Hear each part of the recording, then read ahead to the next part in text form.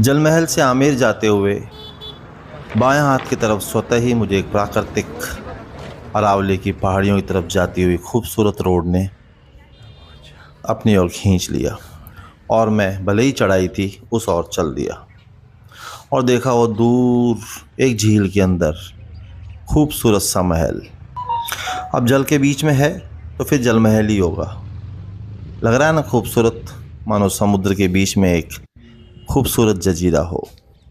फिर हम अरावली की उस ऊंचाइयों की ओर बढ़ने लगे और उस खूबसूरती के बीच में हरे कैनवस के बीच से एक शानदार दृश्य उभरा।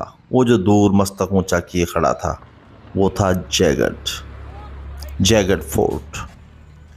और जयगढ़ के ठीक नीचे है आमेर महल। आमेर महल हालांकि मेन रोड से नज़र आता है, लेकिन जयगढ़ अरावली की पहाड़ियों में ऊंचाई पर है और अपेक्षाकृत सुरक्षित और छुपा हुआ है। आमेर महल और जयगढ़ के किले का निर्माण 15वीं और 16वीं शताब्दी में मानसिंह प्रथम, जो कि अकबर के सेनापति थे, ने प्रारंभ करवाया था। इन दोनों ही किलों का निर्माण 17वीं शताब्दी के अंत तक जयसिंह द्वितीय, जिन्होंने 1727 में जयपुर की स्थापना की, ने पूर्ण करवाया।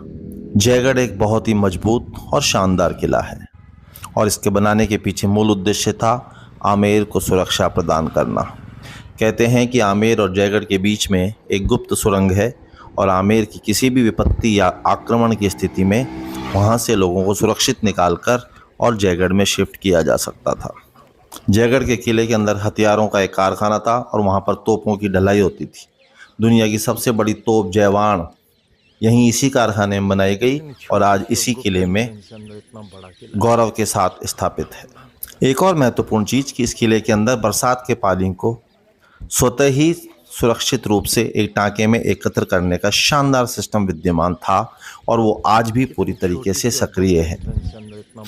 कहा यह भी जाता है कि जयपुर राजघराने का खजाना इसी किले में रखा जाता था और कहते हैं उस समय की सरकारों ने उस खजाने की खोज भी की थी।